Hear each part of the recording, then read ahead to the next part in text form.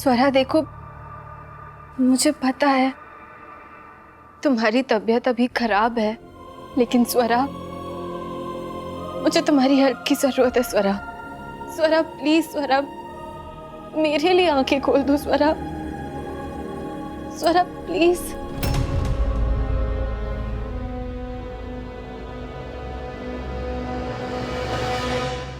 तुम यार स्वरा नहीं, प्लीज प्लीज प्लीज प्लीज चिल्लाना मत। स्वरा, स्वरा देखो, मुझे ना तुम्हें सिर्फ एक चीज सुनानी है।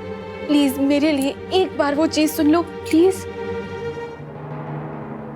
एसीपी मल्हार राणे, कहाँ हो? देखो, हमें नहीं, इस फाइल को देखो। जुलाई से लेकर आज तक की सारी रसीदें इसमें हैं। और अगर फिर भी तुम्हें ऐसा लगता है ना कि हम गुनहगार हैं, तो गिरफ्तार करो हमें।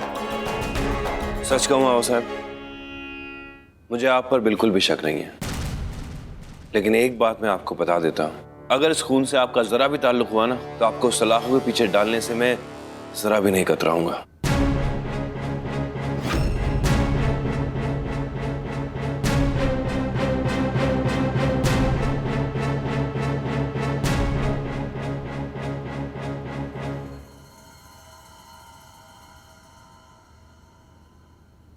मल्हार, इसमें अभी भी एक रिसीट नहीं है। दरअसल जहाँ साड़ी की डिलीवरी हुई थी वहाँ से पैसे आने बाकी है, लेकिन उस रिसीट पे जो नाम लिखा था वो पूरा मिट गया था। और उस नंबर पर मैंने बहुत बार फोन भी किया था, लेकिन फोन लग नहीं रहा था। तो वो रिसीट मैंने सार्थक जी को दी थी। वो पता करने वाले थे कि वो नंबर किसका है। मैं काका से बात करता हूँ। स्वरा, आई की बातों से ये साफ जाहिर होता है कि तुमने आई पे हमला नहीं किया था। तुम्हारे पास इतना वक्त ही नहीं होता कि तुम जाके अपने कपड़े चेंज करती, घूंघट लेती, जिसे आई ने कहा अंगूठी पहनती और इत्र लगाती। नो, देखो प्लीज मेरी बात समझने की कोशिश करो। स्वरा, मैं इस दुनिया में सबसे ज्यादा प्यार अपनी आई से करती हूँ। मुझे तुम्हारी मदद की जरूरत है। स्वरा, तुमने रिकॉर्डिंग सुनी ना, तो तुम सब समझ गई ना आई ने क्या कहा? क्या तुम मुझे बता सकती हो कि तुम्हें शायद किसी पर शक हो, या तुम्हें लगता है कि ऐसा कोई इंसान है हमारे आसपास? स्वरा देखो please, I really need your help. Swara, अगर मैं सच नहीं पता लगाऊंगी ना, तो मैं उस इंसान को कभी नहीं ढूंढ पाऊंगी। अभी सबको लगता है कि मैंने बदले की आग में तुमसे जानबूझ के वो पंप छुपाया था। सब मुझे तुम्हारी इस हालत का गुनहगार ठहरा रहे हैं। समझ भी नहीं आ रहा है मुझे। स्वरा, स्वरा तुम कमरे से क्यों भागी थी? जैसे मैंने वो रसीद का जिक्र किया, तुम ऐसे भागी जैसे तुम उस रसीद के बारे में कुछ जानती थी, और तुम जाके आई से उस रसीद के बारे में कुछ पूछना चाहती थी। देखो, मैं तुम्हें कोई दुख नहीं पहुंचाना चाहती हूँ, और मैं तुम्हारे साथ हूँ। प्लीज तुम मुझ पे भरोसा कर सकती हो स्वरा, प्लीज।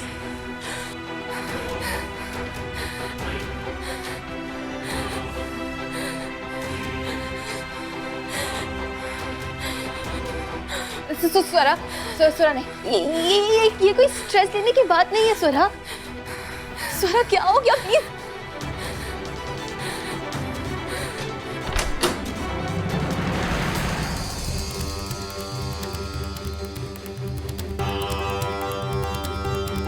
स्वरा, ठीक तो हो तुम?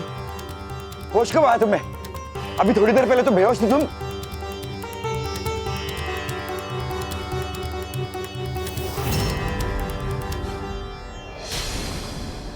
क्या कर रही हो तुम यहाँ पे?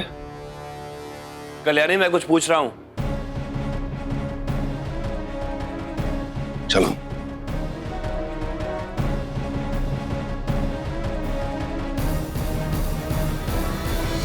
क्या चाहती हो तुम?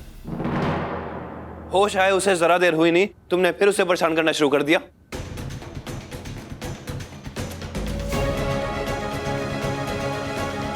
आप ही बताइए माई, कहाँ गलत हूं मैं? स्वरा को अभी ठीक से होश भी नहीं आया था, पता नहीं इसने क्या सवाल पूछे कि सांस फूल गई है उसकी।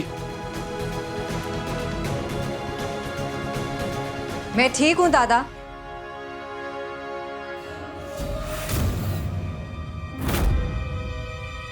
मुझे कुछ नहीं हुआ है दादा, और वाहिनी ने कुछ भी नहीं किया है।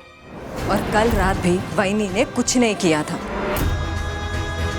वो तो मैं आपके कमरे में छुप के बैठी थी और धूल की वजह से मुझे दमे का दौरा पड़ गया। उसी वक्त कल्याणी रूम में आई और मैंने उन्हें आवाज देने की कोशिश की कि वो मुझे पंप दे सके, पर शायद उन तक मेरी आवाज ही नहीं पहुंची।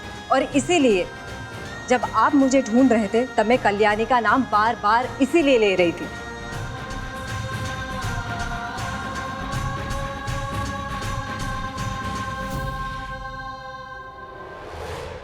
दादा, कल्याणी की कोई भी गलती नहीं है। और आपने क्या किया? इतनी आसानी से शक कर लेते हो अपनी पत्नी पर?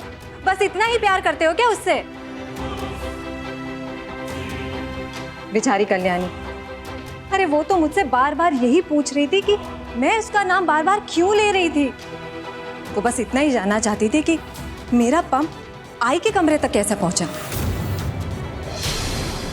हो सकता है कि मेरे हाथों से गिर गया हो, लेकिन ये सब मुझे भी नहीं पता चला।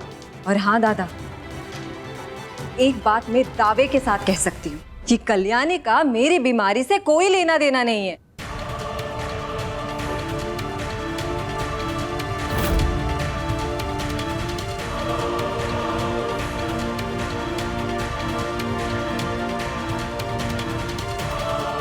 मैंने कहा था ना तुमसे कि राणे परिवार के मर्दों पर कभी भरोसा मत करना।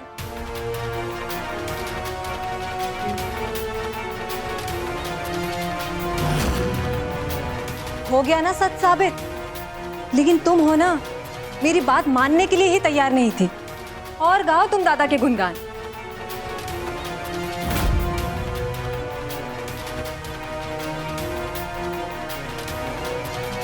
दादा, मुझे यहाँ आए सिर्फ 4 दिन हुए, लेकिन आपकी शादी को पूरा साल भर होने को है, और फिर भी आपको अपनी पत्नी पे जरा सा भी विश्वास नहीं है। अरे शर्म आनी चाहिए आपको।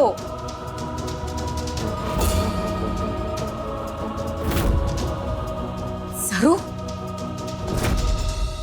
ये कैसे बात कर रही हो दादा से?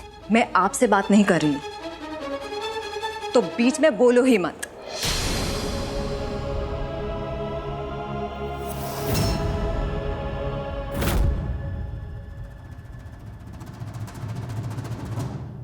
और हाँ, जब तक मेरी तबीयत ठीक नहीं हो जाती, मेरे लिए खाना तुम ही बनाओगी।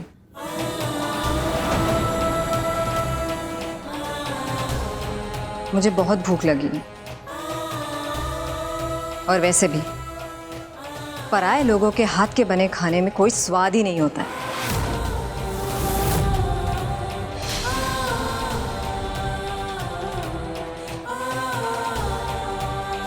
वैनी, मैं तुम्हें एक चीज और बोलना चाहती हूँ। अगर तुम में जरा सा भी आत्मसम्मान है ना, तो दादा को इतनी आसानी से माफ मत करना।